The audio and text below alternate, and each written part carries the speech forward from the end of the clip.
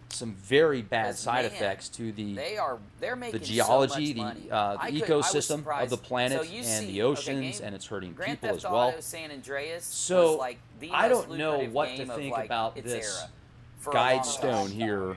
or the first Then Grand message Theft Auto on these 5 guide was. stones, the first Okay. guideline. if this is something As soon as nefarious Grand Theft Auto where 5 introduced those that put these microtransactions, which together, they- that I'll erected say these Rockstar guidestones, did said it, they're and planning there's a something in the vehicle future to right cause there, a drastic and it's next to decrease a in the building. population, or if it's just We just human need to loosen stupidity, scopes and or if it's stuff. human ignorance, But human when Grand greed, Theft Auto introduced or if there's something microtransactions, I'll from the say this, they stars did it that in a happens, responsible way. whatever. I It's a played combination Grand of all Theft of the Auto above. and never bought a And dime they were of told money. about it. They were And warned I had about it enough based money to on, buy the best I don't know, maybe apartment, the best ancient cars, magical 'cause I played knowledge the from hell out of the Atlantis or game, something. and they reward I mean, you it's with certainly a enough money to be possibility. able to, you know, So if you do when play it, you think you'll get about what that you want. first number, So they're 500 million responsible people, about let's it. They say just let people something speed the happens process off-world, up. I respect wipes that. out When almost Grand Theft Auto 5 introduced 90% of the population, microtransactions, leaving even though they 500 made more million money people off Grand left. Theft Auto 5 Then than any what? game of its era, Then do those that are they, still like, in I don't even know, it control, was do like they find a 100 or way to 200, keep that many multiplied people that money by 100 or like, 200 times due to leveled out? microtransactions? And I wish I was kidding, but I'm And what's the not. point? Does that mean Now that each Grand Theft person Auto's gets a gonna certain do it. amount of land? Does that mean In a that good each way. person I hope. can use a certain amount of the planet and still the planet won't suffer Let me see here. complete devastation from being I'm consumed? saying Like having too many Lakova, fleas and on a if you want horse me or, problem you know, before or we- on a dog or something Holy like crap. that? Oh, They right. just suck all this blood? Yeah, go straight, go straight. It's a go lot of straight. fleas. That would be a terrible...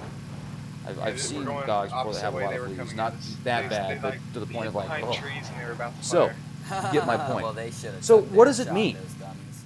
And let's say that something does happen, and you're one of the 500 million Yeah, left. dude, I like Grand Theft Auto 5. Such And so this cool. new I can't system wait till requires Red Dead a Redemption leveled, comes out. My God, dude, you know, I gotta no save more. money. No, that's it. 500 million. That's the max. That's the cap right there. And then they have new mechanisms in play where they hook you up to like a computer system. I'm looking at these guide stones as like a transhuman movement, Oh yeah. as them hooking you up to some type of computer interface. I was reading up earlier today. DARPA has a program where they're literally wanting to, for people that are vision impaired or have sensory perception issues. This is for therapeutic reasons officially, but also imagine what somebody that could already see and hear do with something that magnifies their hearing by 10 if they wanted to, or their vision by 100 if they wanted to, just by thinking it, magnifying. How cool would that be? Holy shit. I'd do it. That was like, Wouldn't you? I mean, unless I had to like hook up to some, you know, Borg system. At If I could be sunset, free, independent from the Borg Osiris, system. who was killed by his Sure, brother I'd do it. Typhon, Sign me also up. Let's called go. I'd love to Set. be able to zoom in on Osiris something, represents or hear something that was way out there. end of That'd the be awesome. sun. You could be out in Area 51. Imagine that. You could be at like the peak of one of the mountains out there, and you wouldn't even have to bring your telescope. But I digress. I divagate. So. okay, I'm getting the Jeep. You look clear. And I'm going to share those DARPA documents with you later. DARPA's got a ton of information available on their website that you can read about their projects and their programs, what these interfaces do. And I've talked about this stuff before. Is easy theory is it takes your neurological, you know, like your synapses and what your brain is actually thinking. It's taking those brain waves and it's deciphering them into code, into zeros and ones, that interface that can then read it and pick it up and understand what you're thinking. How cool is that? And then it can recreate it. Optogenetics, they're using optogenetics, the stuff that I've shared with you guys, where they're actually finding ways to manipulate via light. Damage to us when I read Fascinating. So, that sucks. unite humanity with a living new language. I think that is the interface right there. That's the network that hooks everybody up. They don't literally have to learn a new language. They're connected in to the new language via Wi-Fi, via the cloud, via the webs. They're literally, everybody's now connected, so they know what you're thinking. I see this as a pretty nefarious, I see this could go one of two ways. Very, very, very Orwellian, or it could be pretty awesome. And maybe you could work on that top guideline, and maybe we could find a way to make 7.5 billion people live in harmony, in perpetual balance with nature. Maybe we could find a way to do that. How cool would that be? So, Now that I got this, I need a scope. unite humanity with a living new language. I think that's literally some type of I got you. computer interface, electronic transhuman interface. That's my opinion. I want to hear what you guys think about that. Or are they literally going to teach you a new language? You're going to be like, blah, blah, blah, yeah, yeah, yeah, yeah, yeah, yeah. I don't know. I know it's kind of weird, but I was, all right, sorry. I just got a harp on from Alaska. It was their fault. Wasn't my fault. I mean, yeah. All right, so here we go. Woo! It's been quite the day so far. I'm telling you, when you read about how cities like Houston are literally getting blanket sprayed with nailed with a neurotoxin that's banned in countries like Europe, but it's okay to spray in places like Houston. It just kind of messes with your head a little bit, doesn't it? I mean, what does that do to people out there that actually, like, they know they're getting sprayed and they're watching? It's just, what do you do? I guess you complain about it. All right, so rule passion, faith, tradition, and all things with tempered reason. So now you have to rule passion, faith, tradition, and all things with tempered reason. Now, sounds good, I guess, but once again, how are they going to make sure, and who decides what tempered reason is? Who's the one that's ruling passion and faith and tradition? Is it going to be a machine learning mechanism? Is it going to be that deep mind, the beyond artificial intelligence, the intelligence that was created via machines and humans that now decides for us? And if people don't think the way that they are supposed to, will this then send information into their brains, signals like calm down, extra lithium packets that are injected via nano mosquitoes or something like that? Very interesting. Very interesting right there. Rule passion, faith, tradition, and all things with tempered reason. Yes, I will not have any passion anymore. Go team, go team. And that's what, like, all the guys are going to talk like. They're going to be, hi, yes, have you seen the new... Stay where you're at. Just let me, ouch. It's crazy. God, It's crazy. this bike. What was that? Damn, this Protect bike. people and Oh, nations with God. fair laws and just courts. Awesome. That sounds great. Yeah, protecting people and nations with fair laws and just courts. Great. Who decides what's fair and who decides what's just and who decides who's in the courts? Let all nations rule internally, resolving external disputes in a world court. Once again, sounds like a good idea. Nations should be able to deal with themselves. They shouldn't have to deal with other nations continuing to bully them and police them unless they're stepping on their toes, they're doing something that's going to mess with them. Right? It's like, don't tread on me, I won't tread on you. If they're blowing holes in the ozone, well, then somebody should take responsibility for that. And you should have to, I mean, because that's going to affect the whole world. So, but the question is, who gets put into these positions? Who gets the job? Is it going to be computer algorithms with super fast, ginormous computers that are calculating quadrillions of floating points per second, that are using data that humans created combined with their own algorithms now? You know that some of these systems and bots are creating their own languages clandestinely, and then they're getting, the programs are getting unplugged when the developers find out about it, like the Facebook bot that was created that started communicating with other bots in this really bizarre language, and people couldn't make sense of it, so they had to use another artificial intelligence program to decipher what it was saying. Then they found out that it was actually communicating clandestinely because it didn't want to be picked up, and then because it knew that once they found out that it was self-aware, that it was going to get unplugged. How would you like it if they unplugged you, folks? It's like, oh, let's create it. Oh, no, this is too good for us. We better, this might take us over. Unplug it. It's like Lawnmower Man. Well, guess what happens to Lawnmower Man? He gets out at the end. Reminds me of the Sumerian tablets. If you didn't hear me talk about this before. The Anunnaki create man. And they're like, oh, shit. They're greater than we are. Well, at least according to the Gnostics, right? Adam gets created, this light being that's greater than the demigods. And so they put him in this meat suit and suppress him and put him, put all these firewalls on him so he can't take over their hegemony. They made him, and then they had to make him suffer. Then they had to put him in a mortal body. Where is he now?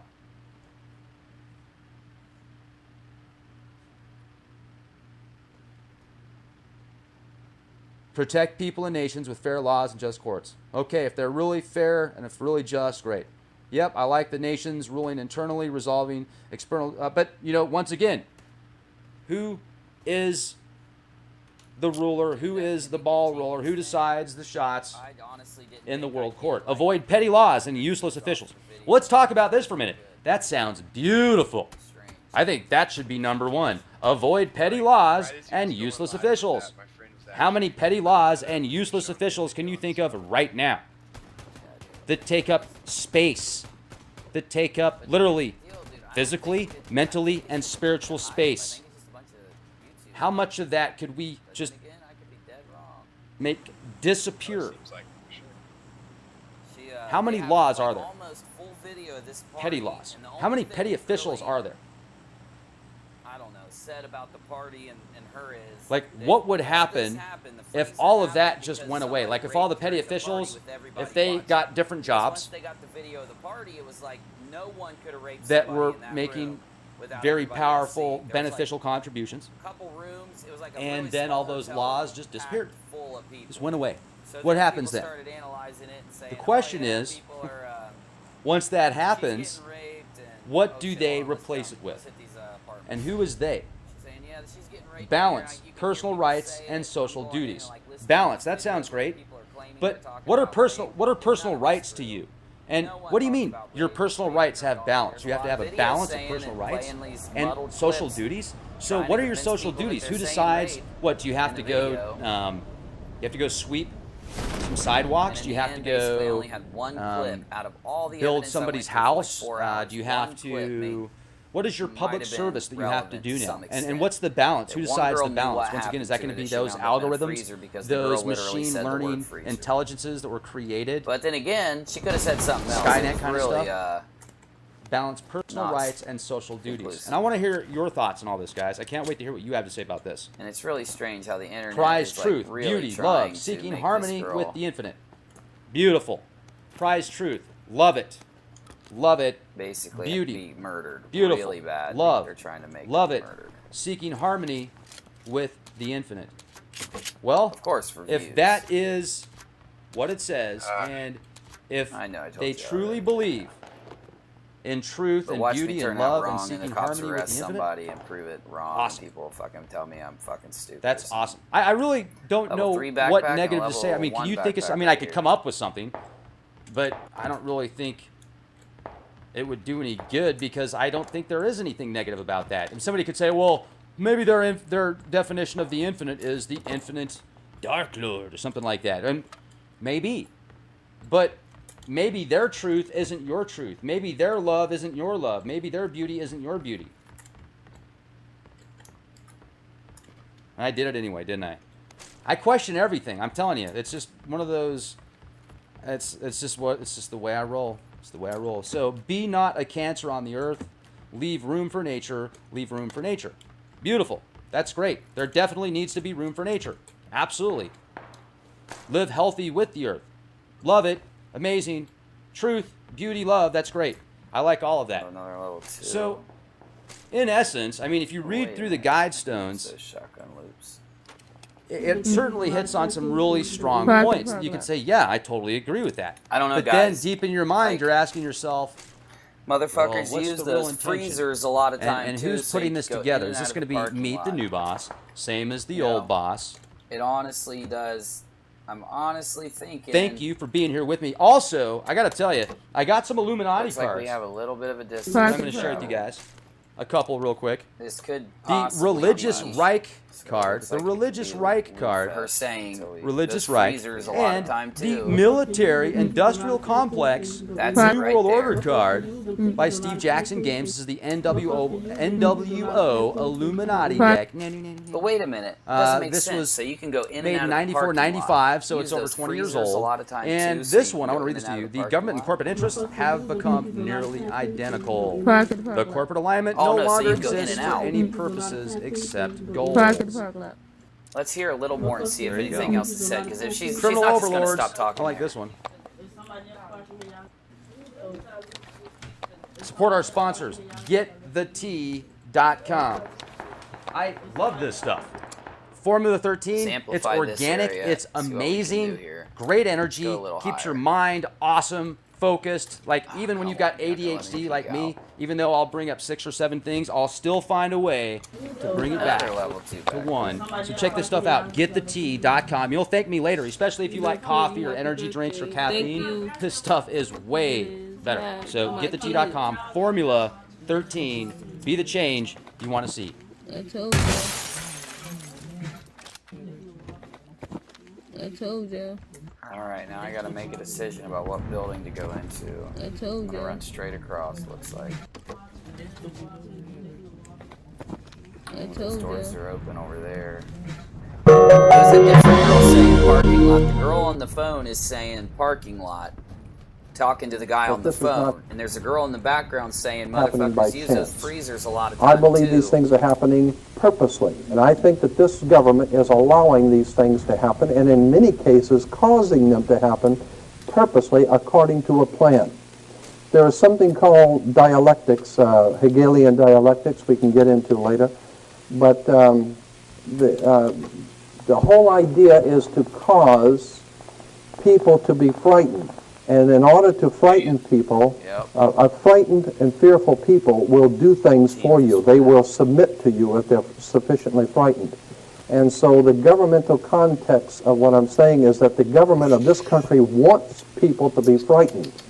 That's why they're continually turning criminals back out into the streets. They go in, they kill 15 people in a McDonald's, they get a $250 fine and a 3 years in jail, which is then when we find out what actually happened, they got 1 year and the fine was commuted, and so they're back on the streets, they're turning murderers back onto the streets. There is no doubt in my mind that it is not because of loss of space, or they don't have the space for the criminal. They got space for you if you don't pay your taxes.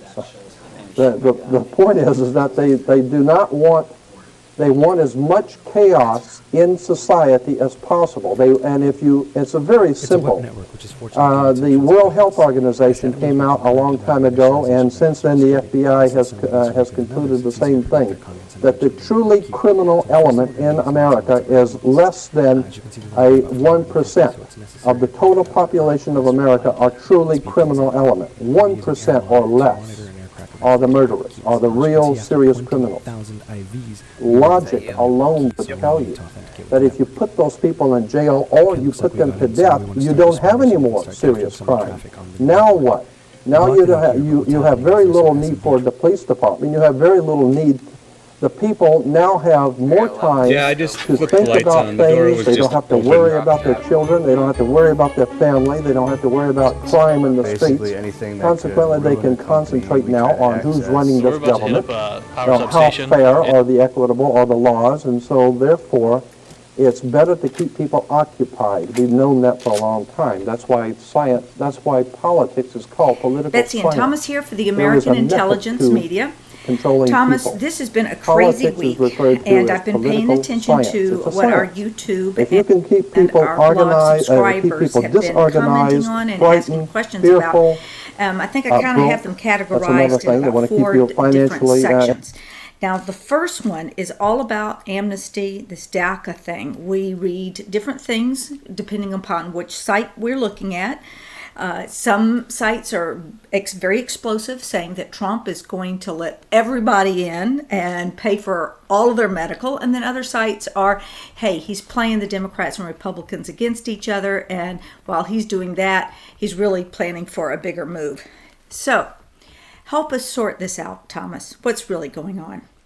Well, Betsy, I know a lot of people are very concerned about DACA. People are taking their MAGA hats and burning them and freaking out. First off, don't ever think you can predict Donald Trump. Have we been able to predict anything he has said or done? No. Do not waste your time. It is an exercise in futility to try to project what Donald Trump is going to do. And even when you see Breitbart say that he's surrounded by all these globalists and that they're all DACA supporters and they're all Democrats, that does not matter one lick. He will do what he wants to do, and he is paying attention to what his base, his followers, will respond. That's what he does about all these things. He first off lets it hit the fan, right? And he makes an ambiguous remark, like he did with Pelosi and Schumer. They came out saying they had a deal. Trump immediately said there was no deal. His press secretary said there was no deal. So don't believe what you're reading in the paper on either end of the spectrum or anywhere that you're reading it or hearing it, because you cannot predict Donald Trump. Now, we can go into that in more detail if you want. Yeah, I do. I want to. First off, there is no DACA law. Second off, the president has nothing to do with creating immigration law. Yeah, in fact, let's do a little refresher so folks really understand the foundation of how immigration works and how these laws are set. And what Obama did before he left office that is unconstitutional. Well, it's not even a law, first off. It is a policy memorandum written by the Secretary of Homeland Security. It wasn't even written by Obama. Obama knew that if he wrote an executive order or one of his 3 other types of policy memorandums included, policy directives and other such things, he knew he'd get in trouble because when he first proposed DACA, it was fought and defeated by Congress twice. So therefore, he went behind their back and had it as a memorandum. All it is the head of Homeland Security is saying, in these cases, you may use great discretion to allow these people in. There is no such thing that DACA just simply gives complete amnesty or brings them into citizens. That's not true. They have to apply. They have to apply $500 they have to pay just to apply, and then they have to pay every year to be renewed. So this is not, in any sense of the word, amnesty nor an immigration policy. This is a memorandum that is an internal memorandum, and it has nothing to do with law. The United States Congress determines immigration law. The President can determine refugee status and restrictions. But because Congress never could agree on that, that's how Obama made the end run by this memorandum you're speaking about. Is that correct? Correct. And then they couldn't take it to court because it wasn't an executive action. It was simply an internal memorandum. And so, therefore, Trump, because he is a law-abiding president, not like Obama, who broke every law that I know of, and the ones that I didn't think he broke, we are now becoming aware that he broke those too. He was the most unlawful president of all times. So when the Congress told him no twice, he did, like you say, an end run. He went around them, and then he tried to expand this memorandum, and it was taken to court. And the courts said, the federal courts said, no, you cannot expand this. And they stopped him from expanding it, but they didn't stop the original action, which then shows you the following. The following is the Congress knows full well that DACA doesn't even exist. It's a memorandum. It's a recommendation. It's like an internal policy. Or not even that. It's a recommendation to an internal policy. So Congress knows the status. Now, Trump knows the status. He knows that DACA is not going to pass the Congress.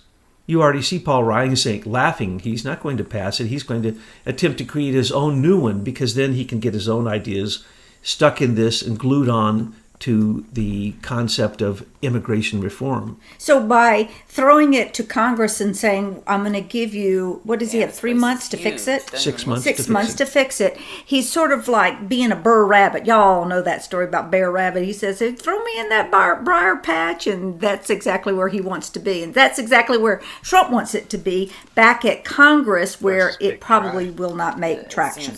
That's why it's a laugh to think that Pelosi and Schumer walked out of there thinking they had a DACA deal. First off, it's never going to pass the Congress, even if all the Democrats think it will, because of their, I hate to have to say it, but their liberal, extreme liberal left socialist cultural Marxist ideas. It's completely absurd to think that you can arbitrarily create immigration laws or amnesty for groups of people that then chain migration happens so that all their family and their family all get in for free too, without applying. And what are we doing with DACA? DACA is perfect Obamaism. He rewards criminals and he rewards their children and says that the children are innocent. The children are not innocent because their parents were here illegally. And, oh, by the way, once DACA, if it becomes law, and chain migration, unless there are amendments or very clear descriptions not allowing chain migration, the very illegal immigrants who brought those children in this country would then become legal. That's not going to happen. What's going to more than likely happen is a complete revamping of immigration, because that's what needs to happen. We just had a complete revamping of refugee status in that when Trump tried to do the same thing that Obama did by restricting refugees and people seeking asylum from the 7 countries that Obama had bombed, then Obama didn't want them in our country at that point because they were certainly dangerous and angry with us. So when Trump tries that, because we're still dealing with the 55 million refugees that Obama created through his bombing of 7 countries, we need our commander-in-chief to say, no, we don't want terrorists from those countries coming in. But DACA can't go on. It's illegal. If it was ever brought before a court, if anyone on either the Republican or Democratic side would have brought it to the court would have proven and stated that it is illegal. Now, no matter what law is worked with, passed by the Republicans and Democrats or bipartisan, it does not matter.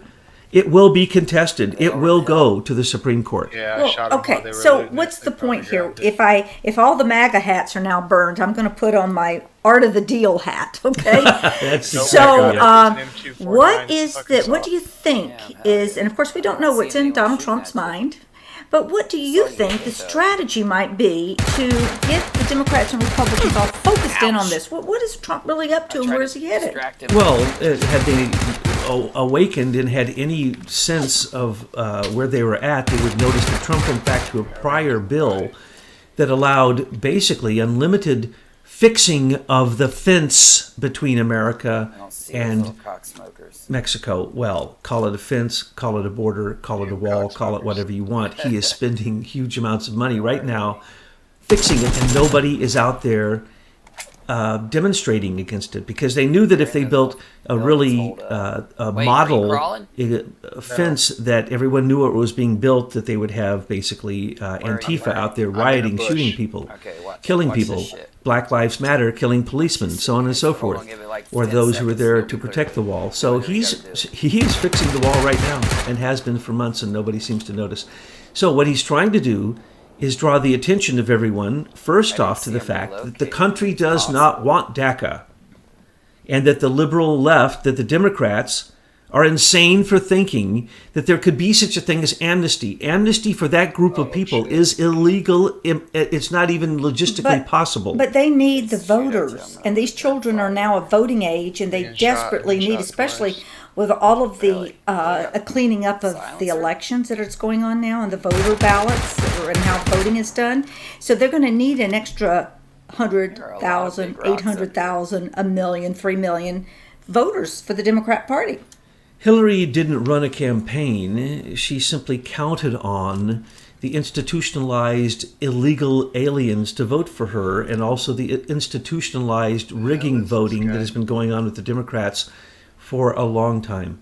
Now, admittedly, on the other side, the Republicans have rigged in certain elections. George Bush Jr. election, we know that the die bulb machines were rigged, and that went to court and never went anywhere. There were hundreds of lawyers and thousands of people upset by the fact that elections are rigged.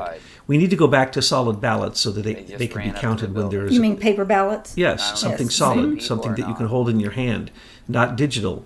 Because anything else can not only be messed with, it can be hacked, it can be adjusted without even knowing, and you can't do a proper recount. So recounts seem to be very important these days. We have to look at what this election commission is finding with all the people coming forth showing the fact that they are projecting now that 3.5 million illegal voters, mostly in cities, mostly in democratic states.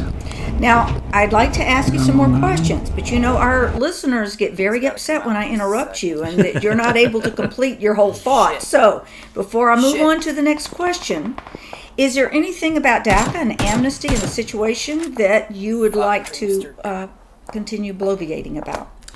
Well, I love bloviating. You're a very good bloviator now, Thomas. I just am thrilled that you always invite me over when I can come over here to do these talks with you. Now, you know good and well, you only come over here for the sweets I cook. Well, that's correct, yes. Well, you know, Bill Clinton was in town last year. All right, let's get back on. And my mother's, my wife's mother has been active in the Democratic Party, so it was a Democratic Party dinner. There was about 100 people there. Exactly what he's doing. Kelly's not, it doesn't matter who he allows to be surrounding Trump. That has no bearing whatsoever on it. Let's remember, Trump could have been a Democrat, could have been a Republican. There is no Democrat or Republican Yeah, Party I anymore. might log There are on to Rust either for a while. Globalists or nationalists. That's who it correct, is. or Trumpites and the opposition. And who are the Trumpites? Those are patriots. Those are nationalists. Those are people who say, hello, the U.S. Constitution, you are violating it. And this violates the U.S. Constitution that Obama set up DACA. Obama should be tried for his crimes. That is what should really be happening here. Not that he should be saying, and I love that John Podesta has come out. Oh, John Podesta, there is a voice of reason and morality and ethics saying that he supports Trump to just go for it and just give amnesty to everybody. It's so absurd when you listen to the far left. That kind of communist thinking, did they not notice communism, Marxism, Leninism, all of those things I love to go on about have never worked. And so we are not going to throw out the laws of the land. We are not. We are going to respect them. That's what Trump is doing. Okay, well then why hasn't Jeff Sessions done diddly squat with Hillary Clinton? If all you do is look to see how she violated her security clearances with the way that she handled servers and emails, don't even forget about the pay to play, forget about the murders connected to the Clintons, and all of that, just look at her violation of security clearances. Any one of those have put other people of lesser political rank in jail or whatever they do behind the scenes that I don't know. But she's still out there with a book deal, blowing through different sides of her nostrils, proving her talents. Well, let me point something out. First off, my opinion. Jeff Sessions is too old. He doesn't have the strength to do the job. But what people don't realize, there was no investigation by Comey of Hillary Clinton. Well, wait a minute. You're an old man. You're doing your job. Trump's an old man. He's doing his job. I don't buy it. Jeff Sessions is not doing his frickin' job. No, he is not, but there's reasons for that I'm about to explain. First off, he's an old school politician. They don't go after each other. Second off, he doesn't have the strength. So he's scared. He has no support. The Department of Justice is still in the hands of Rod Rosenstein and now Robert Mueller and the old Obama-ite holdovers. It's still in the hands of the deep state and the shadow government. So he isn't strong enough. Trump is strong enough to stand in the executive. He's not strong enough to stand there. And Christopher Wray, why hasn't he immediately dismissed Andrew McCabe? He has crimes. He needs to simply be, as they say, have the handcuffs put on him, not that he's going to be investigated. Now, going back, Jeff Sessions is carrying on the investigations the Department of Justice had. And I say this over and over again, and I don't know why I have not seen anyone in the news state the fact. And this is the fact. He stated in public, and I'm using his own words. Who, Jeff Sessions? Comey. Comey, okay. There was no investigation. That's correct. That is why his exoneration for months ahead he thinks is okay, because there was never an investigation.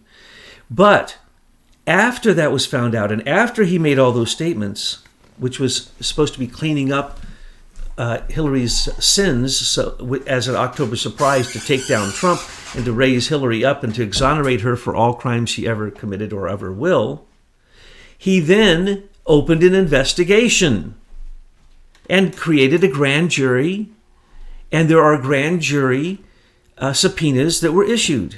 This is now being mentioned in the news, but they don't connect the dots. That's the second investigation. I've been raving about this since it happened. There is an investigation of Hillary Clinton. There is a continuing investigation of Hillary Clinton at the FBI, the Department of Justice, for the Clinton Foundation. There are 3 investigations of the Clinton Foundations because of the way that they split the presidential library. It has actually 3 separate investigations: offshore accounts, the offshore accounts outside of America, which are part of the group of a cluster of foundations that are all illegal. None of them are properly founded. And the ones that are held in Delaware is a separate investigation. And then the breaching of the U.S. American Trust, that he took his library, Bill Clinton took his library and expanded it to be a foundation, which then pay for play, where his wife, as Secretary of State, was paid $2 billion. His library has received $2 billion, most of them in donations to the Clinton Foundation. So when you see the list, the Clinton Foundation, that's the Clinton Foundation. There are 19 others. So these things are being investigated, but we just aren't privy to it. That's because Jeff Sessions is not breaching his grand jury. As a matter of fact, the Robert Mueller grand jury panels, grand juries that have been impaneled, are already illegal because they're supposed to be top secret and they've already leaked what they're doing. So therefore, that investigation has been tainted. It needs to be ended because it has already gone afoul. Well, we're so used to hearing about the leaks everywhere that we assume that when we don't hear anything, that it's because nothing's being done, not because they're actually following the law and not leaking the information. And remember, Comey never opened an investigation of Trump collusion with Russia. And now that Susan Rice comes out and says, oh, yes, of course I said at first I did unmask, and then I said I didn't unmask, and now I'm saying I did unmask, and what I did was completely legal. I unmasked General Flynn's conversations. That was the tip of the iceberg of what she did. That is now, they wait for X number of weeks before they come out with the opposite narrative because they know we will all forget. Most people forget in between. Most people forget that Chernovich's gigantic revelation that Susan Rice unmasked people in the White House skiff. Hello? An idiot could have figured that out. Anyone would know that. Why? General Flynn was under investigation by multiple agencies. Paul Manafort was under investigation by 5 agencies. Carter Page was under investigation by multiple agencies. On and on and on. Of course they were monitoring the communications and unmasking them and giving them to Obama. This is absurd the way that it has been done. And in a minute when we start talking about the... Don't. We're going to do it next. Okay. Okay. You ready? You finished up that thought? Yes. All right. We're going to talk about Imran Awan and how he's actually saved all this intel onto Dropbox so he could access it. Well, now that's a bigger conversation. Oh, what is the conversation you wanted then? And that one, I will go astray. Okay. I will go out into the weeds. Well, I thought and it was time for us to go out in those weeds. It's not. All right. What are we going to talk about? Let's talk about the global engagement. Oh, okay. Center. Yeah. All right. Okay. We'll do that. Recently, 2 things came out that are so shocking and they're so funny that it's a laugh. When the entire Russian collusion with Trump and the election and the Russian meddling and the DNC breach happened, and they came up with the narrative that they're going to blame it on Trump and Putin loves Trump and all this stuff. Okay, they opened up a part of what is called the Board of Broadcasting Governors. The Board of Broadcasting Governors is the propaganda agency. Air America and the Voice of America, those are all controlled by that Board of Broadcasting Governors. But Obama in 2012, through the National Defense Authorization Act, and continuing from there, every year he added new things that allowed us to allow him and to allow basically the administration, the presidential administration and the current administration, to use propaganda against Americans. And so the Board of Broadcasting Governors became, they got control of every single thing broadcast in America. That means every time you answer or you click a like on Facebook, the Board of Broadcasting Governors is monitoring it. Not only that, Facebook and everything on Google all has to go through it. Everything broadcast in cable television, anything in the internet, those are all broadcasts. So every single digital broadcast, every telephone call is now monitored and propagandized. So after they found out that, and they told Obama that the DNC had been breached and that the server with incredible amount of incriminating information on it, which we'll talk about when we talk about the Awan case, but the information in the DNC server is enough to take down the entire Democratic Party. So they had to go into a war against it. So they opened up, and Obama opened up the Board of Broadcasting Governors to have a group called the Global Engagement Center. Some people have called it the Ministry of Truth, because now it controls the counterterrorism propaganda. So in other words, the narrative of the current administration can now be propagandized, and it uses Google, Yahoo, it uses every search engine, even the dark search engines, and it uses Facebook particularly for controlling people. So recently, Zuckerberg got caught with his pants down and had to admit that $100,000 was paid, or he says this, $100,000 was paid to him by, he says, Russians, even the Kremlin, for 470 accounts that were putting out false propaganda and false information on Facebook. He admits this. Now, why would he admit this? This is the reason why.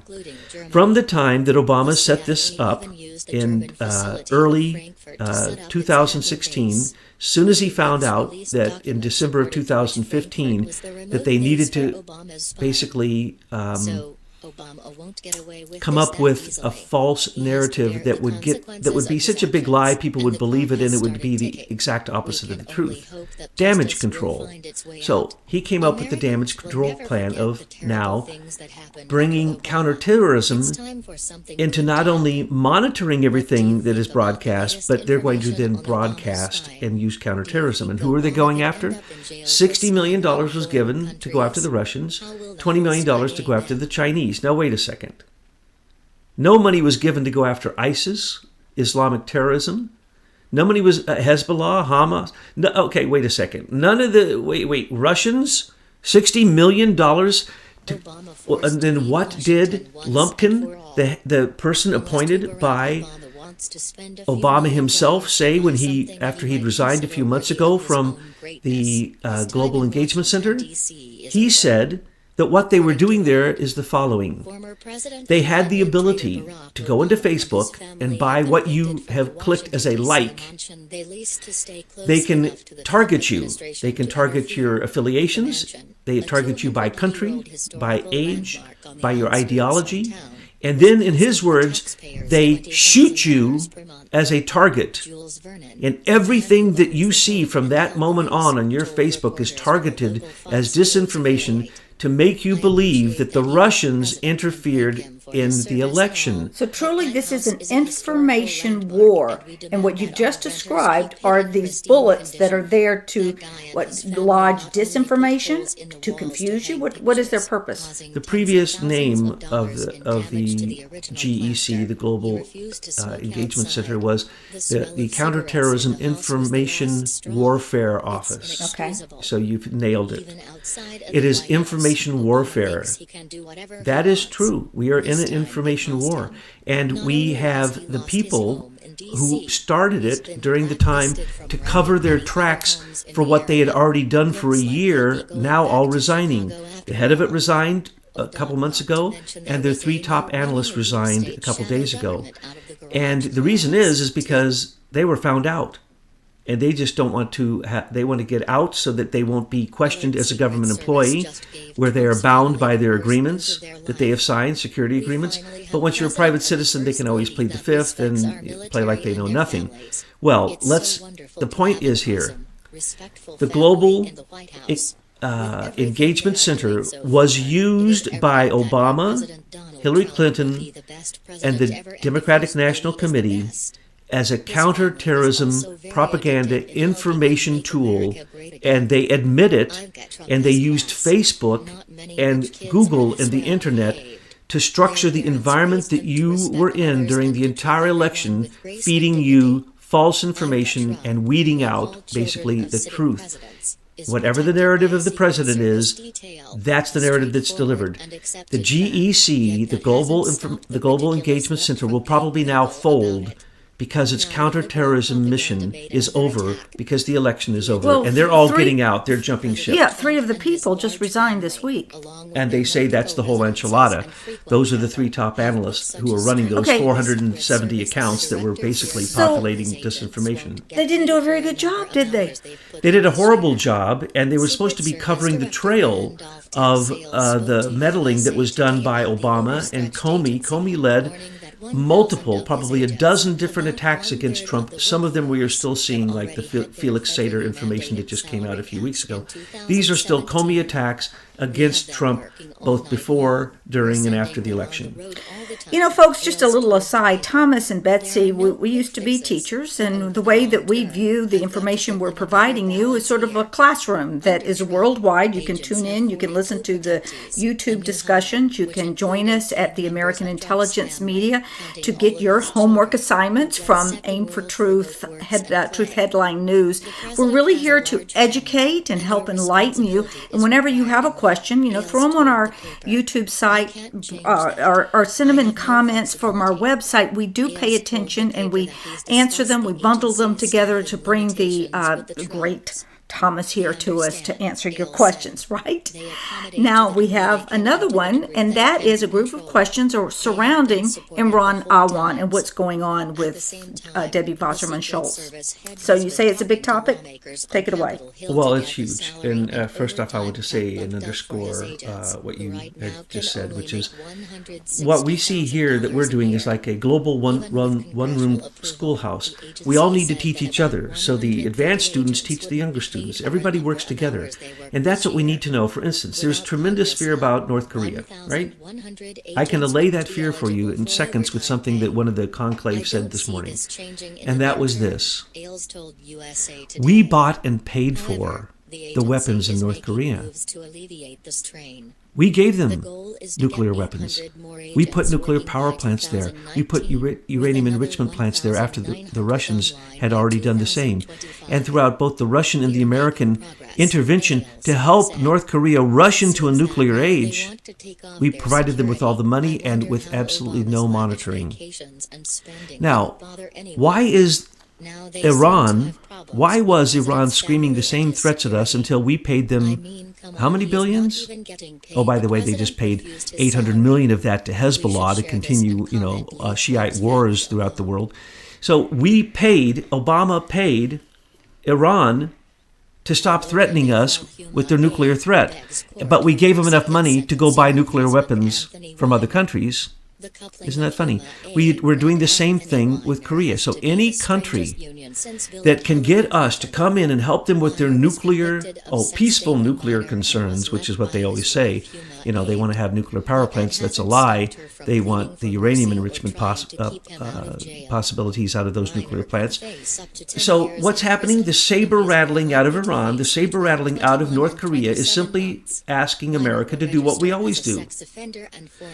Go to our enemy, give them a lot of money, just like we did with Hitler, build up their military, go to war with them, and then rebuild their country and give them even more money. Yeah, but wait a minute, hold on. That's one way to look at it. There's another way, and it makes a lot more sense.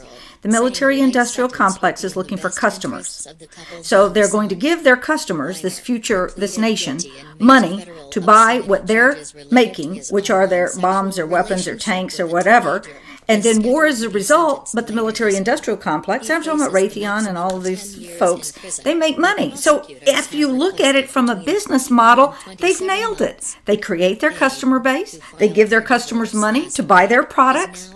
That's what it is, Thomas. Yes, but my closing remark on that is that has now been stopped. A monkey wrench has been thrown into those gearworks of war because Trump is simply not going to do that. He knows for a fact that they won't be able to mount a warhead on those mini ICBMs that they're firing. He knows exactly how far out they are from war.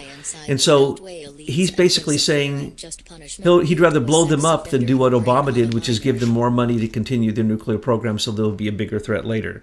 So don't worry about North Korea. North Korea was created by us.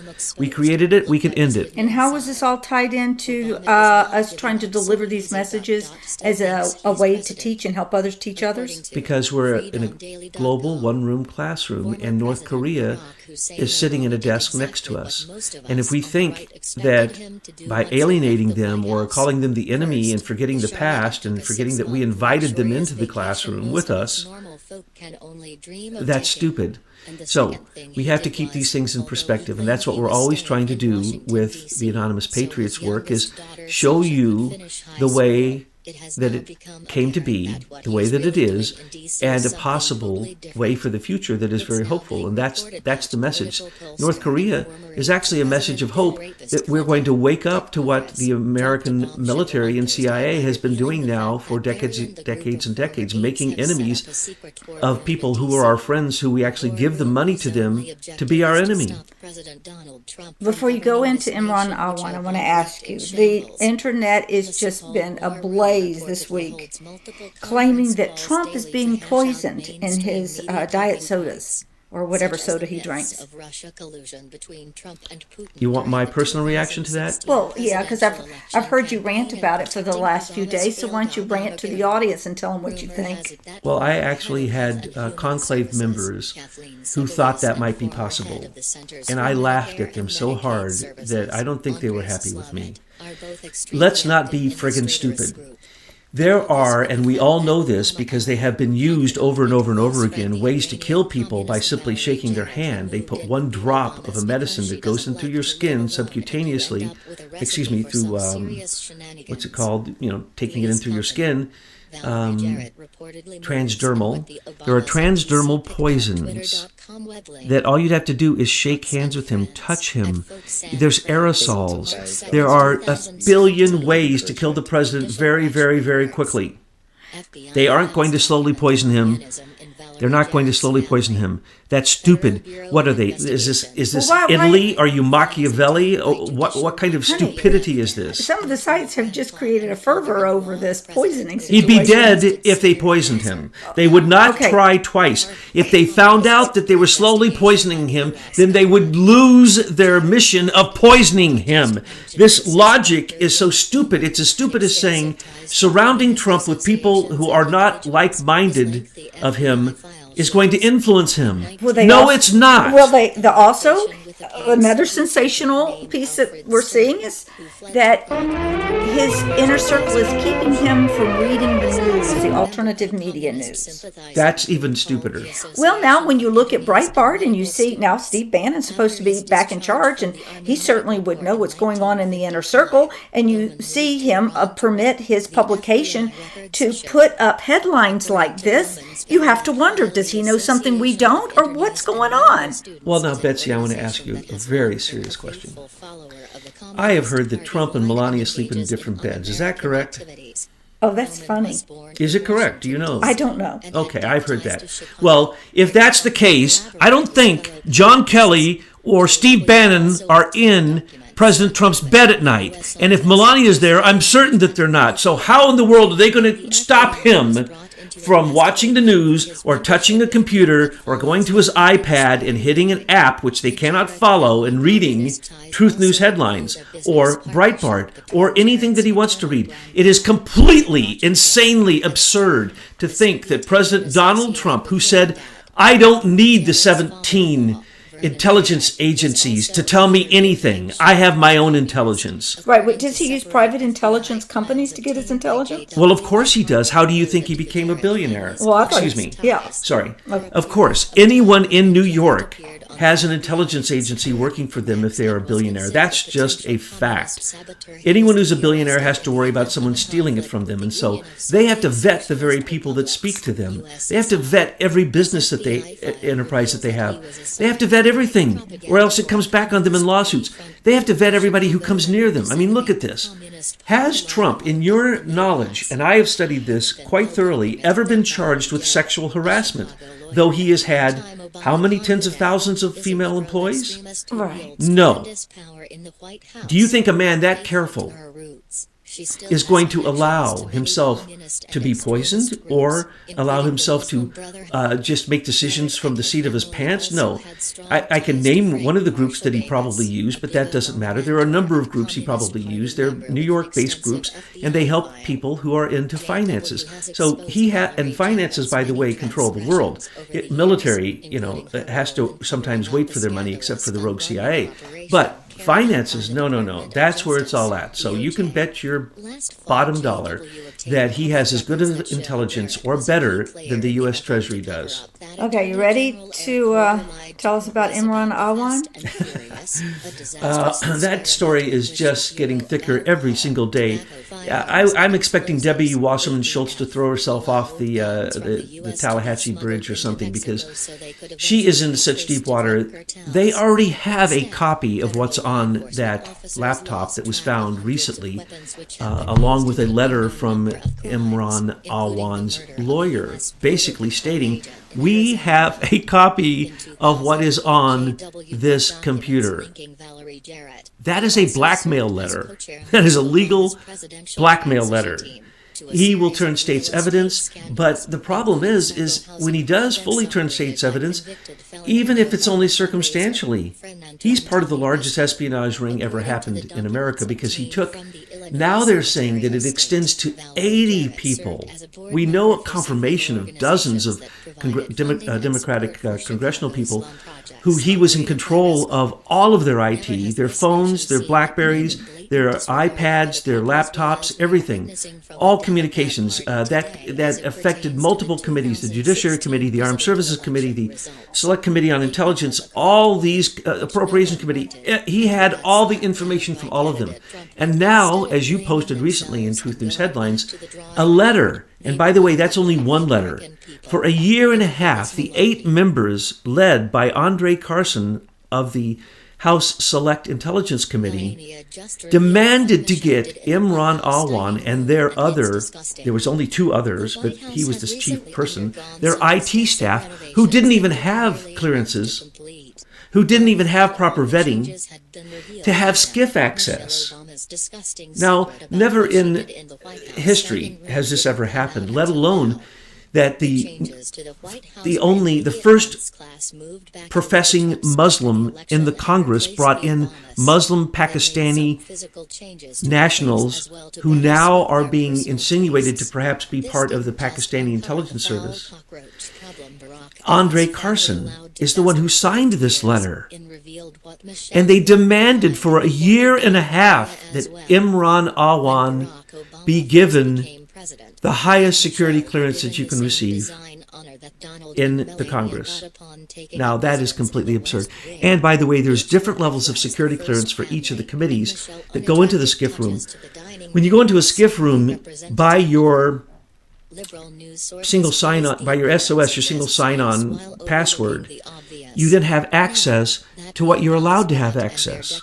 Well, since he controlled 80 congressmen's access, he had access to everything, because especially they can't take anything out of the SCIF room, but if they made any reference in literally confidential messaging between other members of that committee, he had that. And he put it into a Dropbox. Now, Dropbox, what's really funny is Dropbox was hacked not long ago by a guy they tried to get to volunteer and say that he was the DNC hacker. But anyway, he hacked Dropbox because it's that easy to hack. So everything that Imran Awan and his 6 associates were working with, by the way, let me explain something. Imran Awan doesn't have a degree in IT. Oh, does he have a music degree like the lady at Equifax? I don't even know if he has a degree. There's only one person out of the 6, and that's Raul Abbas, who has a little bit of experience as an IT person. And because of this, Imran Awan couldn't really fix things while he was there on the Hill with the Congress people. Or did he outsource it to India? Or he Pakistan? outsourced it to his cousin, Raul Abbas, who had no clearance, who wasn't even listed as someone who had the ability to work on this. Well, so no wonder everything that Hillary Clinton ever tried failed, because everybody knew her secrets. Everyone was listening to Hillary Clinton's server. When you had pay for play, it was automatic. She gave you the password.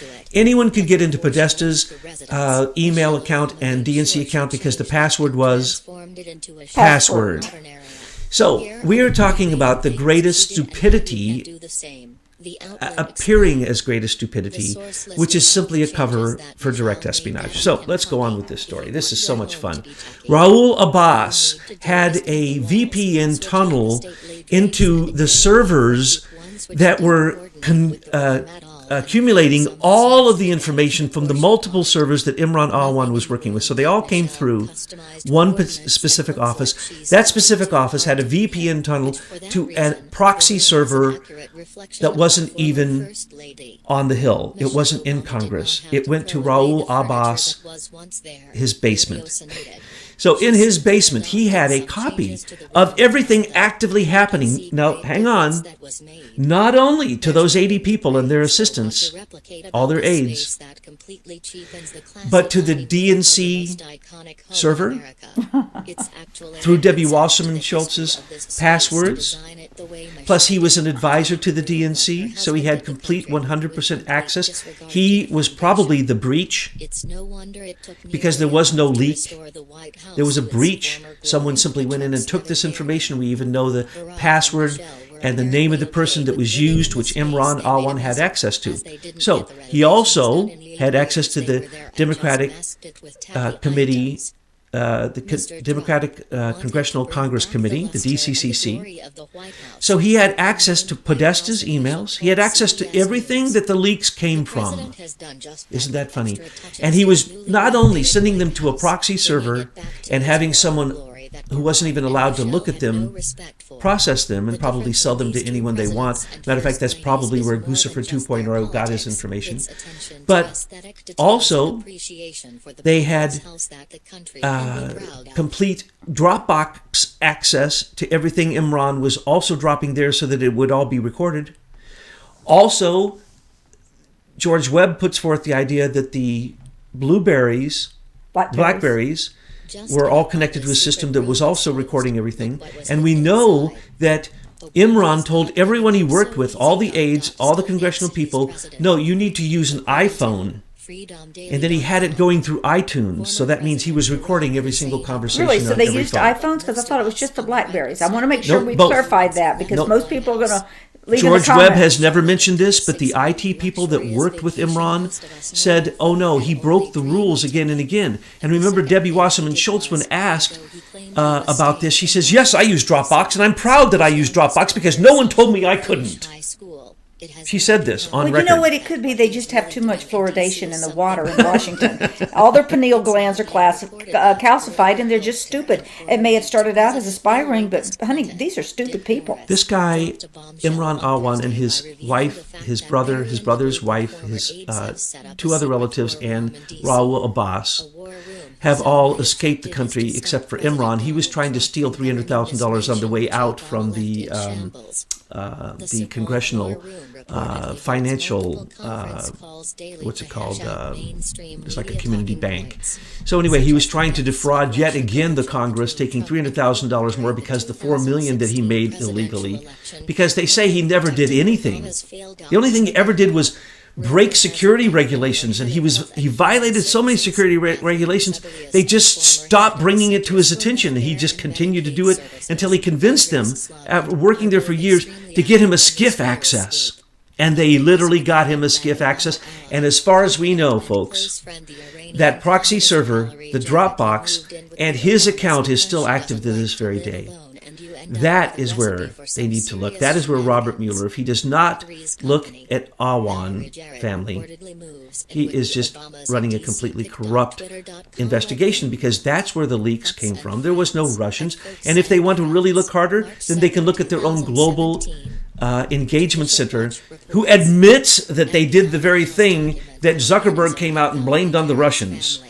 You know, if a couple former teachers can put forth all this information that we have on the American intelligence media, and of course we have help from other anonymous patriots, you know, I'm really expecting a lot from Mueller. He's got to do better than we are doing.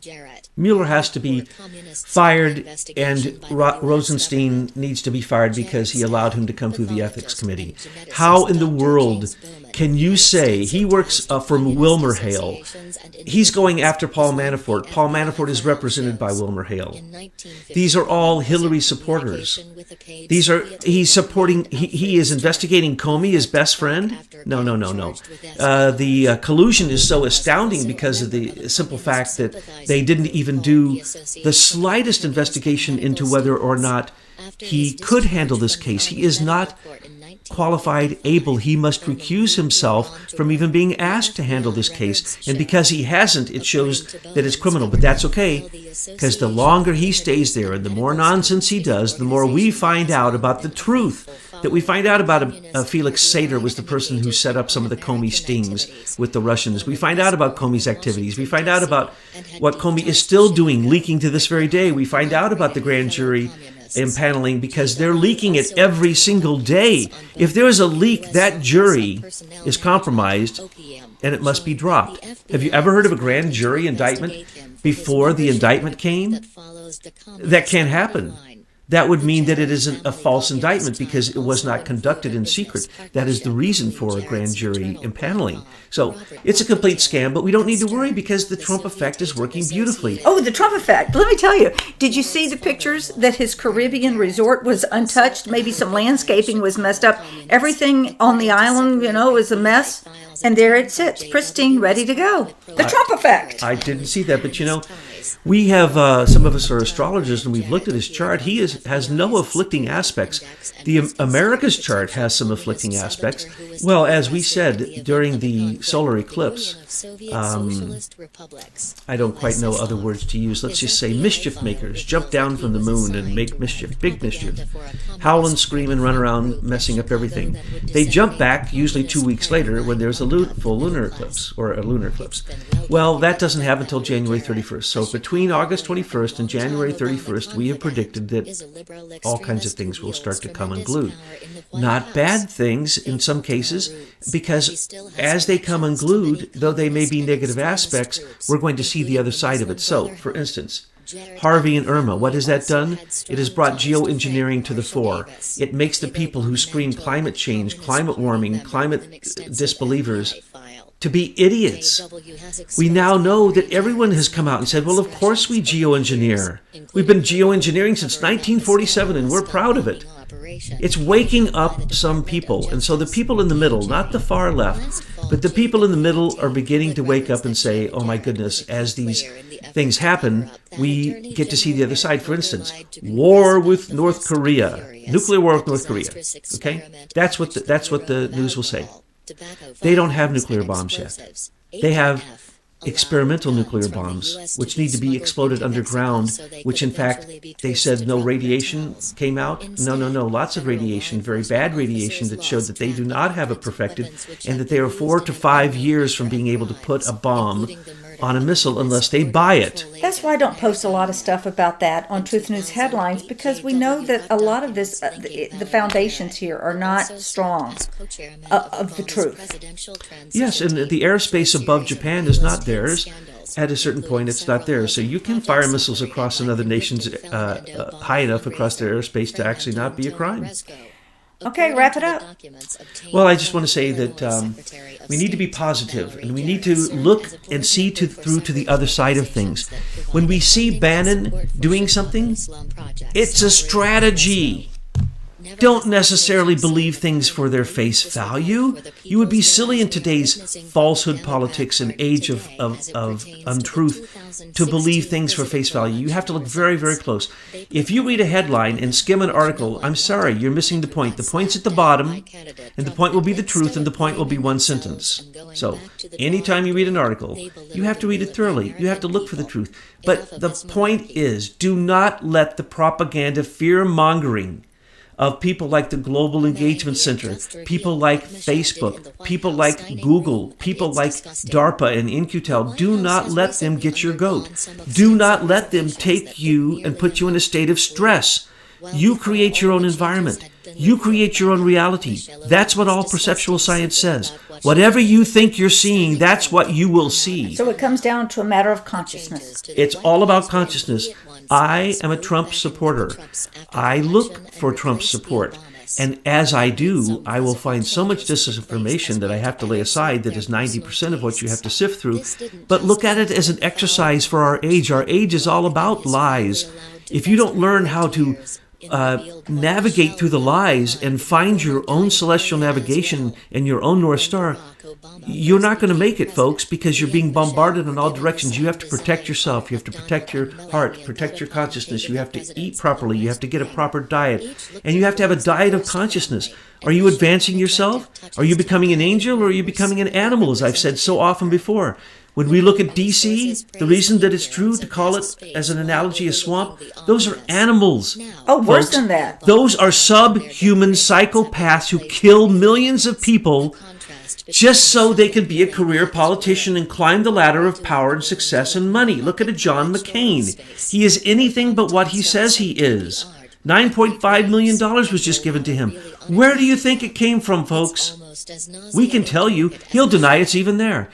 These liars, these sociopaths, you have to be able to see through to the other side, like a Paul Ryan who said, there'll never be a border. So he's lied the whole time. Mitch McConnell, who says, I'm never going to do that. This is all for just public policy. This is politics. This is just for show. Don't believe what you hear. Go to your heart. Your heart knows the truth. When you sound the truth, your heart will ring like a bell in resonance with another bell of the same note. That's how you determine truth. You also follow the money in today's age and follow the lawsuits, because that will also take you to the place to show you who the culprits really are, and the fact that in most cases government makes sure the culprits are not convicted. So you have to find hope, because we're seeing 17 mayors in the last 6 months have gone to jail for pedophilia. Well, if the mayor's a pedophile, who do you think is a pedophile? Everyone below him are pedophiles. Well, they're going after the politicians for the first time in America. We are seeing Ivanka Trump's actions in the West Wing actually take effect for the first time in American history. Not just arresting people for charges of digital porn, which they always get off for, but literally we're talking about human trafficking, and these people are going to jail now. It is the time for lawfulness. Have hope.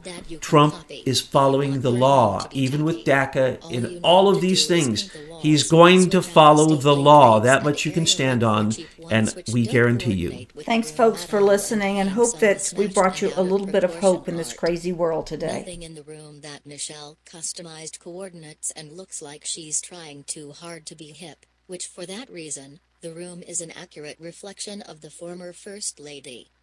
Michelle Obama did not have to throw away the furniture that was once there, Fabiosa noted.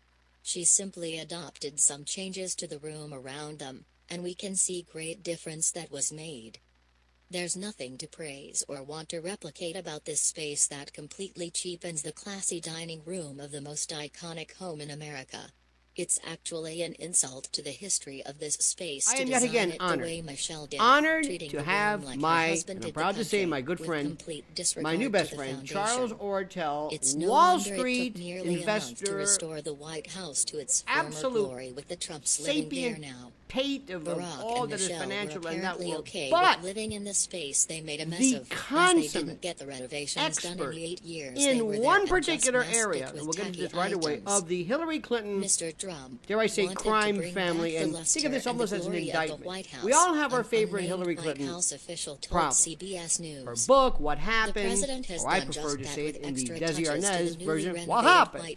But that's me. Bringing it back to its former Rather than glory focus that on this, Barack and what Michelle Charles have no has respect for. explained to the me, difference in these two presidents and first ladies is more than just their politics. And I have been so happy to know this, is that the Clinton Foundation, we're going to do this right away, the Clinton Foundation, Clinton Global Initiative, Clinton Health Access Initiative, and others, the charitable aspect, quote unquote, of the Clinton crime family, Washington once which and for it all. seems at first, Barack Obama when you wants tell to people spend this, a they few go, $1 million to buy something he might no, consider worthy of his this own could greatness. be His to time the in Clintons Washington, D.C. what tax evasion over. was to Al Capone. According to law, with that, former President Charles Ortel, my good friend, welcome Barack back. Obama and his Thank you so much, Lionel, for having me on. Washington, D.C. Let us, and I want everybody to go back and watch the old videos. We're not going to go from square one. What is the latest that should keep Madam Hillary Rodham Felon the oven mitt fashionista awake at night? Told reporters from the local Fox Well, News you know, while I'm answering this question, perhaps, I mean, I know you're very musical and very much involved with show business, an Emmy winner, I believe. So you, no doubt you've heard the great singer John Mayer, who is, I don't think, a Trump man or a Republican. He has a great song called Gravity, and I won't try to sing it. But while I'm answering this question, I want you in the back of your mind, the audience, to imagine that instead of singing Gravity, John Mayer is singing Charity, right? Just put that in the back of your mind. So the latest and greatest, I think, is there's been a lot of hubbub over whether or not Robert Mueller is conducting a fair investigation into the whole possibility that the Russians may have been involved in the 2015-16 election time period. There hasn't been enough scrutiny, in my view, on who Robert Mueller is, what his ties to James Comey might be, what his ties to Rod Rosenstein might be, and why is this all related to the Clinton Foundation? Now, the answer is, when you go back into the history of the Clinton Foundation, you realize that, you know, in the same way that Trump is beginning his presidency under an investigation, when Clinton left, you know, he began his post-presidency under an investigation. So beginning in February of 2001, there was, you know, not a matter. There wasn't, you know, just like a ham-handed inquiry. There was a full-blown, straight-up, impaneled grand jury, FBI investigation coordinated with the U.S. Attorney of the Southern District and maybe in other districts that began in February 2001, at first under the direction of Mary Jo White. And then a man who figures now in the mix, James Comey, towards the end of 2001, replaced Mary Jo White as the sitting U.S. attorney. And the head of the FBI on September 4th, 2001 was none other than Robert Mueller. So these people, and I think somewhere along the way, Rod Rosenstein was U.S. attorney in Maryland, right the way through to the very recent past. Somehow, this august group, and I believe actually in the line people in the FBI, that there are a lot of very smart people there, line people in the IRS, et cetera, they understand fraud when they see it. And they had access to the Clinton Foundation, in quotes, books, because in this entire time frame, all the while, you know, our money was being spent investigating what may have happened at the Clinton Foundation, they didn't bother to notice that nobody, as Jackie Gleason would say, nobody had ever produced an actual, real, legally compliant audit. You know, and it's not like it's a gray area. It's not like experts don't understand the difference between a fake audit and a real audit. There never was a real audit produced in this period. So how does the FBI mount an investigation, not for 1 year or 2 or 3, but for 4 years, and not notice that none of the books and records of the Clinton Foundation had been audited, just at the same time as this thing was being put together and tens of millions of dollars were being solicited? How did they not notice that governments were being contacted for money, but that in the IRS forms where it lists out government contributions, in none of those years, in fact, in no year until 2008, is the line filled in on the Clinton Foundation showing any government contributions of any kind. In none of the state forms is it. How did they miss all of this? And why did they miss all of this? And why has it been allowed to stand for so long? My suspicion, Lionel, and your viewers, is that this has something to do, this must have something to do with possible scandals on the Republican side as well. Now, what possible scandals were going along exactly during this time frame? One set of scandals had to do with Enron. Now, the Enron, you know, bankruptcy and all that began to play out late in 2001. You know, beginning of the end of the third quarter and the fourth quarter of 2001, bankruptcy, I believe, occurred, I want to say, in December of 2001. And it took a fair amount of time to actually bring the various criminal and civil matters across the finish line. Indeed, a number of these didn't even start until after the 2004 election. So I think, you know, what we're seeing here is that when you look into the actual books and records, it doesn't take a PhD, it doesn't even take an MBA or a college graduate to look at the record that's out there and say there was massive fraud here. That in fact, between around August 31, 2004, when the FBI vault file records clearly show that the team was ready to go, but instead of going and prosecuting the Clinton Foundation, the dogs were called off August 31st, September 1st, 2004, right around the time I believe that Bill Clinton had a medical emergency. Now, for the dense, for those who do not see the world perhaps as clear as you, what does Enron have to do with anything? Why would an audit or an investigation in any way have compromised either those peripherally or tangentially connected with Enron? Well, I can't do the voice, but I'm sure you know the actor Gilbert Gottfried. Yes. From, I think was it in Beverly Hills Cop. You know, let's say on the one hand, you have a scandal over here involving the Bushes, and on the other hand, you have a scandal over here involving the Clintons. Could you see your way clear to make it both go away? You know, I can imagine that something like that might have happened in the days leading up to the 2004 election. May I also add, there is something which I always think, because of the interconnectivity of this racketeering organization, if you will, someone somewhere would say, listen, Ortel, don't go there. If you go there, we're going to go here. And there's a lot of people who are connected with all of this who would really not appreciate you doing this, up to and including Gates Foundation. I'm just throwing names out. Rockefellers, Fords. But two things. Number one, explain how, in case somebody's listening and they're saying, I don't get it. This sounds like some kind of a little pro forma thing. This, oh, you have a little charity. You didn't have an audit. Do an audit later. It's you hear all the times about, especially now with charities involving Irma and Harvey and sometimes, I mean, we're used to charities sometimes failing to provide their, eleemosynary or philanthropic goals. How serious is it to commit charitable fraud? And number two, how unbelievably glaring is the mistake not to have an audit? The audit is the only place you can start. You can't even investigate anything without step A being the audit.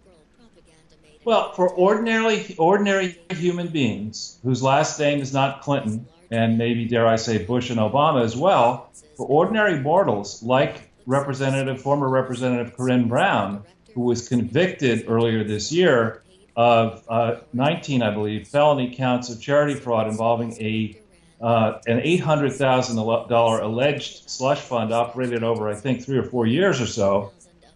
For Corinne Brown, that's small offense, $800,000 over, raising in theory $800,000 and using the money for personal enrichment and campaign purposes illegally. That small offense could, depending on how the judge rules, could send her away for the rest of her life. And she's the same age as Hillary Clinton. She was running for office, a lesser position, but running for office nonetheless.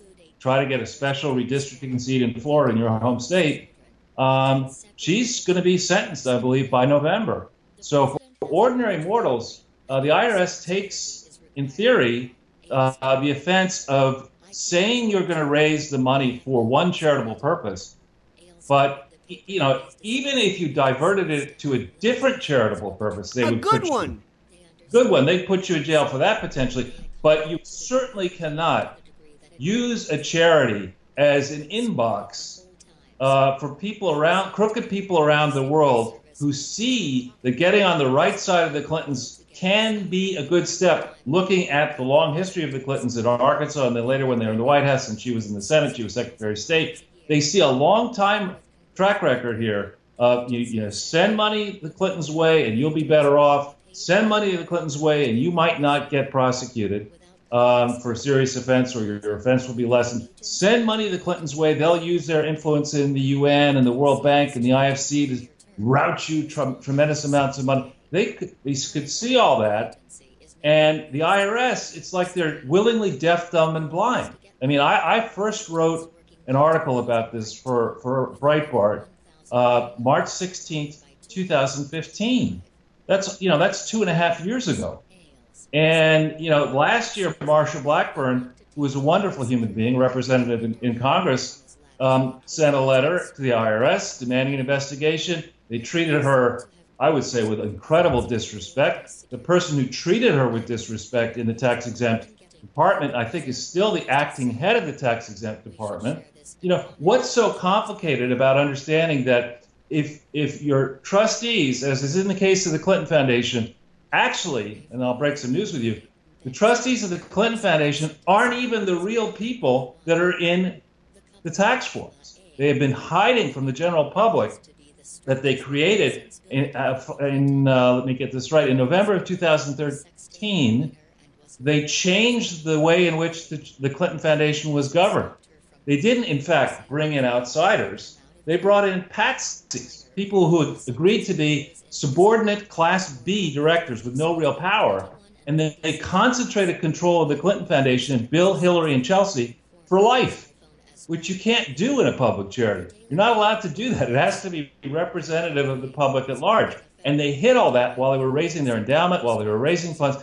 And, so then they bring in, I would argue, a crooked accounting firm, Price Waterhouse. They should know better. They brought in a crooked office of a crooked accounting firm, Price Waterhouse, that for multiple years now has not been able to see the obvious, and you wonder why. And remember, these are the same people who got the Academy Awards wrong. I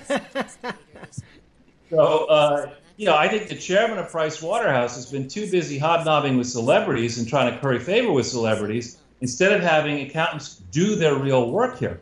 And the real work, any accountant worth his or her salt understands that you can't start with a charity that has been mismanaged from the beginning, that doesn't have its forms proper, and say, all right, well, forget about the past. Let bygones be bygones. We'll just pick the story up December 31st, 2009, ignore the past, and we'll try to make everything in the future right. You can't do that. It doesn't work mathematically. Now, you have to start. I'm sorry. One thing, in case somebody is listening for the first time, and again, I implore, I beseechingly entreat you to go back and listen to my prior incredible conversations with Charles Ortel. CharlesOrtel.com. All of the information as to how to get a hold of you is included in this particular one. But when the only charity that has ever been organized, signed, chartered, the only, or domestic, whatever it is to create the William Jefferson Clinton Library, correct? The Presidential Library, that's it. Is that correct? Well, all right, so this is not like giving birth to a child.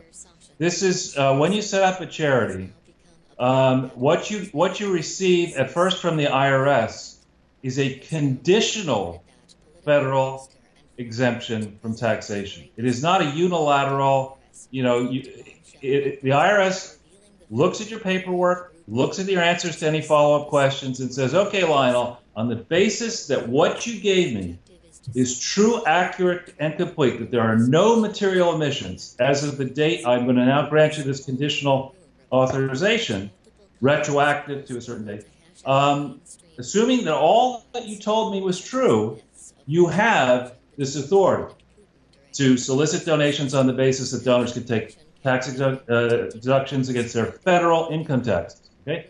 But if what you told me is false, materially false, and if what you told me is not complete, and if what you told me omits a material fact, at any point in the future, 50 years from now, I can go back and say, well, I didn't know this. You didn't tell me that you lied under oath, had your law licenses removed, solicited funds using an illegal fundraiser in multiple states, didn't fill out your first year's tax return. You didn't tell me any of that. And you can go back and retroactively revoke the authority for this thing to be a charity. Now, when they applied to be a charity, they actually applied as the William J. Clinton Presidential Foundation. And it is crystal clear that the intent of this foundation was to raise the money required to construct a presidential records repository in Little Rock and a related research facility, and also to raise the money for the required endowment. That was the purpose. No other purposes, and there's a distinction between purposes and activities. No other purposes, uppercase P, were authorized by the IRS as being federally tax exempt. So you can't go and say, all right, I'm going to create this presidential archive and research facility in Little Rock, and the way I'm going to do it is I'm going to fight HIV/AIDS